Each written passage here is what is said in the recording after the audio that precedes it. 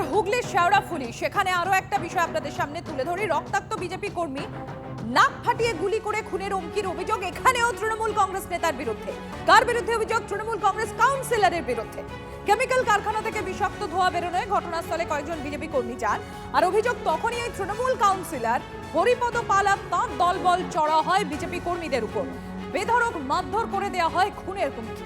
হামলার অভিযোগ উড়িয়ে পাল্টা বিজেপির বিরুদ্ধে দেয়াল দখলের অভিযোগ ওই তৃণমূল কংগ্রেস কাউন্সিলর।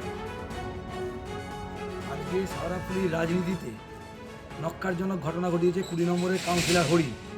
আমাদের কার্যকর্তা লব ওখানকার একটি স্থানীয় কারখানাতে তাদের কারখানায় কেন পলিউশন হচ্ছে সেটা জানতে যাওয়ার জন্য বেরিয়েছিল সেই স্থানীয় পাড়ার লোকেদের আগ্রহে।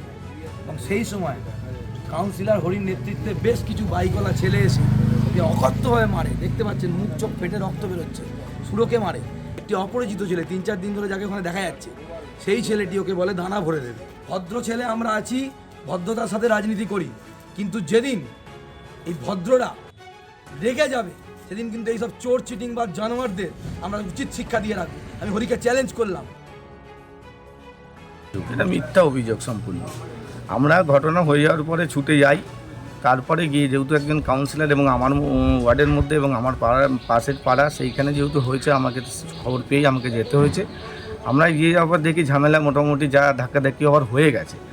তারপর দুজনকেই আমরা তুলে পাঠানোর ব্যবস্থা করি।